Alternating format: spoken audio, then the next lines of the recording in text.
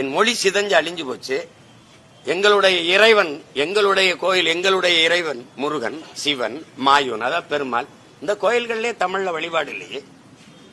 திருமாலை பாடிய ஆண்டாள் கோயிலேயே, ஸ்ரீவில்லிபுத்தூர்ல, திருவில்லிபுத்தூர்லயே ஆண்டாள் கோயிலேயே தமிழ்ல அவ பாசுரத்தே பாடுறது இல்லையே. தமிழில் பெருமாளை பாடிய ஆண்டாள் கோயிலேயே ஆண்டாளுடைய பாசுரங்களை பாடுவதில்லை. இதுக்கு பிஜேபி பேசுமா?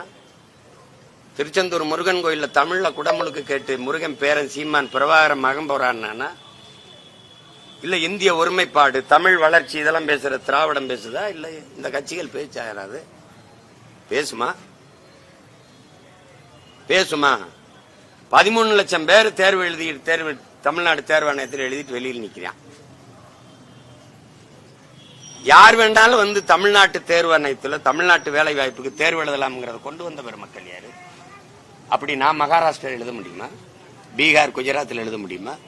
இல்ல கர்நாடகா, கேரளா, ஆந்திராவில் எழுத முடியுமா? வாய்ப்பு இருக்கா?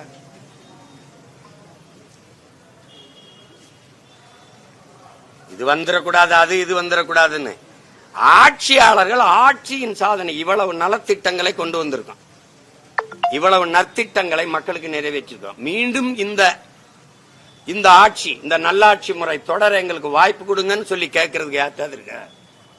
இந்த கட்சி ஆட்சிகள் ஏதாவது ஒன்று சொல்ல முடியுமா? குடும்ப தலைவிக்கு 1000 கொடுத்தோம், இப்ப 1500 கொடுக்க இருக்கிறோம். எங்க அம்மாவுக்கு 1000 கொடுத்தீங்க, என் தங்கச்சிக்கு 1000 கொடுத்தீங்க, என் தம்பிக்கு 1000 கொடுத்திய தமிழ் மகன், புதுமை பெண், குடும்ப தலைவிக்கு 1000. சரி, படிக்க போகும்போது என் தம்பிக்கு 1000, படிக்க போகும்போது என் தங்கச்சிக்கு 1000, படிச்சுட்டு 2 வருஷத்துல நின்ன பிறகு 1000 எவன் கொடுப்பேன்? படிக்க போகும்போது 1000, படிச்சுட்டா வேலை கிடைக்குமா? எங்க அம்மாவுக்கு, என் தம்பிக்கு, என் தங்கச்சிக்கு 1000 கொடுக்கறத நிறுத்து. ஆண்டுக்கு 12,000 கோடி செலவாகுது. அதுல ஒரு ஆண்டுக்கு அந்த 12,000 கோடி 2 வருஷம்னாலும் 24,000 கோடி செலவாகுது. இந்த 24,000 கோடிக்கு எனக்கு வேலை வாய்ப்பை பெருக்கிறதுக்கு ஒரு திட்டத்தை கொண்டு வா. படிச்சுட்டு வெளியில் நிக்கிற எனக்கு வேலை கொடு. நான் என் ஆத்தாளுக்கு 1000, என் தங்கச்சிக்கு 1000, என் தம்பிக்கு 1000 நான் கொடுக்குறேன். 24,000 கோடியை இலவசம் நீங்க கொடுத்துட்டு இதுல இழக்கிற பணத்தை எங்க வாங்குற? கடன் 10 லட்சம் கோடியை தொடுது, வட்டி மட்டுமே 60,000 கோடி கட்டுறோம். இதெல்லாம் பதில் இருக்கா? கடன் வாங்கி செலவழிப்பது வளர்ச்சின்னு ஒரு நாடு சொல்ல வருதா?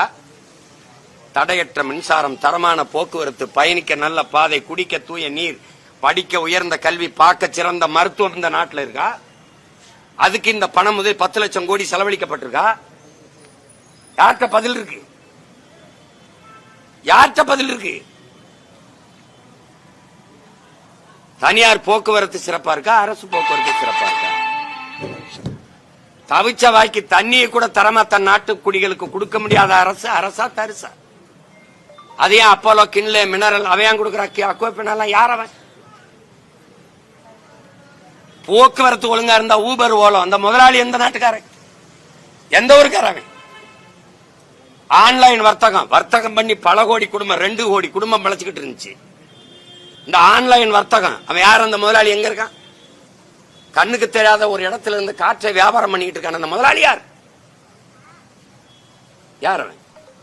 24 மணி நேரத்துல 18 மணி நேரம் நம்முடைய பிள்ளைகள் ஊபர், ஓலோல ஓட்டி உறக்கம் இல்லாம போய் விபத்தாகுது, மனநோயாளி ஆகுறாங்க, நோயாளி ஆகுறாங்களே. இதை பற்றி அரசு கவலைப்படுமா? எதுக்கு வந்து நிப்பான்? என் வீட்டு இளவு கலாதவன் ஓட்டுக்கு மட்டும் என் வீட்டுல வந்து நின்றுவான். 840 மீனவனை சொட்டிருக்கான், பல 100 மீனவன் இதுவரை ஜெயில கிடக்கிறான், அதை பத்தி பேச மாட்டான். கடல்ல நான் மீன் பிடிக்கிற உரிமை இழந்திருக்கேன், அதை பத்தி பேச மாட்டான். விவசாய விளைய வச்ச ஒரு உரிய விலை இல்ல, கொள்முதல் இல்ல, நான் விளைய வச்சு கொடுக்கறத சேமிச்சு வைக்க சேமிப்பு கிடங்கு இல்ல, மாவட்ட தலைநகர் இல்ல. டாஸ்மார்க் சரக்கை எப்படி வச்சு பாதுகாக்கிறாங்க? என் ஆத்தாளப்பனு விளைய வச்சு கொடுக்குற வெங்காயம், அரிசி, பருப்பு, வெண்டைக்காய், சொந்த கம்பு, கேழ்வரகு இதை எப்படி பாதுகாக்கிறான்னு ஒரு தடவை பாருங்க. அரசு பள்ளிக்கூடம் 70 லட்சம் 80 லட்சம் செலவழிச்சு கட்டி விட்டு பள்ளிக்கூடம் வீட்டுக்கு வரதுக்கு முன்னாடி மேற்கூரை இடிஞ்சு பிள்ளைய மண்டையில் விழுகுது. இதெல்லாம் ஒரு திட்டம், இது ஒரு ஆட்சி முறை.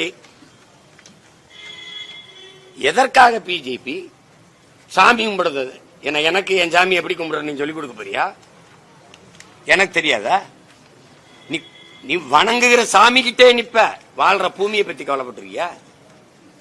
எனக்கு கும்பிட 1 கோடி சாமி இருக்கு, வாழ ஒரே ஒரு பூமி தான் இருக்கு. அதை பத்தி இந்த கட்சி ஆட்சிகள் கவலைப்படுமா? 32,000 செத்து போச்சு, அதை பத்தி சிந்திக்குமா? சொல்லுங்க. நீர் ஓடுன ஆறெல்லாம் கழிவு நீர், சாய நீர் ஓடுகிற காவாயா மாதிரி நிக்குது, அதை பத்தி கவலைப்படுமா? அது என் பூமி தாயின் மார்பு போல பூமி தாயின் மார்பு மலையை கல்குவாரி அறுத்து விக்கிறானே, கற்கள் மணல்னு, அதை பத்தி கவலைப்படுமா? அரசே அனுமதி கொடுத்து விக்குது. உலகத்துல எவனாவது தாயின் மார்பை சமைச்சு சாப்பிட்டா சுவையா இருக்கும்னு சிந்திப்பானா இந்த மகனாவது? என் தாயின் மார்புல எனக்கு மட்டும்தான் பால் ஊட்டினா என் தாய். ஆனா பூமி தாயின் மலை மார்பு உலக உயிர்களுக்கு பால் ஊட்டுது. அதை போய் அறுத்து வீசினா மலையிலனா ஒரு நிலம் பாலைவனம் ஆயிருங்கிற அடிப்படை அறிவியல் உயிரியல் உண்மை கூட தெரியாத ஆட்சியை கொடுத்தது யாரு? வீடு எப்படி கட்டுறேன்னு எத்தனை ஆயிரம் ஆண்டுகளா இந்த பூமியில என் முன்னோர்கள் வாழ்றாங்க. இப்படிதான் மொத்த ஆத்து மணலை அள்ளி வித்து மலையை பூரா மணலா வித்து என் புண்ணர் கட்டினானா? அப்படிதான் கோட்டை கட்டி ஆண்டானா என் முன்னவன்? எங்க வீடுகள்லாம் அப்படிதான் கட்டியிருக்கா? எம்சாண்டு மலை மணல்ல தான் கட்டப்பட்டிருக்கா? மலையை வெட்டி ரோடு போடுவா, மாலையை கட்டுவா, வேகமா கார்ல போடுவா, வீட்டுக்கா சுடுகாட்டுக்க? எங்க போற வேகமா? எங்க போற?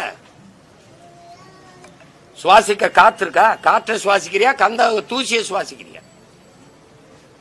குடிக்க தண்ணி இருக்கா? தண்ணீரா விஷமா?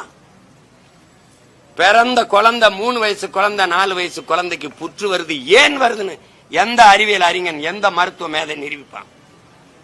தாய்ப்பாலை தவிர எதவும் முன்னாத குழந்தைக்கு எப்படி புற்றுநோய் வருது?